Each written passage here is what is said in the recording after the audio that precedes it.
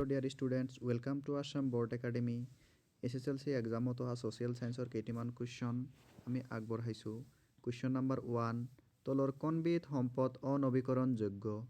এ শস্য, বি মানুহ, চি ল, ডি সূৰ্যৰ ৰশ্মি।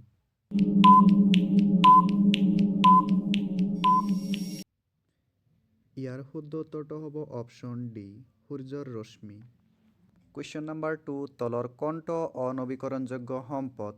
এ পানী, বি সূৰ্যৰ ৰশ্মি, চি গছ-গছনি, ডি প্ৰাকৃতিক গেছ।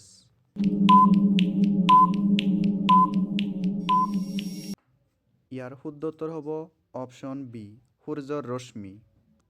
কুৱেশ্যন নম্বৰ 3, তলৰ সম্পদসমূহৰ কোনবিধ সম্পদ অজীৱীয়?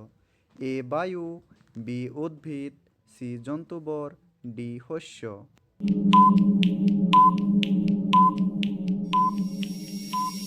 ইয়াৰ শুদ্ধ উত্তৰ হ'ব অপশ্যন এ, বায়ু। কুৱেশ্যন নম্বৰ 4, তলৰ কোনটো মানৱসৃষ্ট সম্পদ?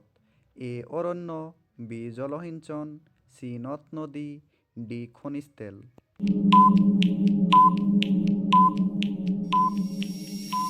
ইয়াৰ শুদ্ধ উত্তৰ হ'ব অপশ্যন বি, জলসিঞ্চন। কুৱেশ্যন নম্বৰ 5, তলৰ কোনটো এটা অজীৱীয় সম্পদ? এ বায়ু, বি বেক্টেৰিয়া, চি ভেঁকুৰ, ডি শস্য।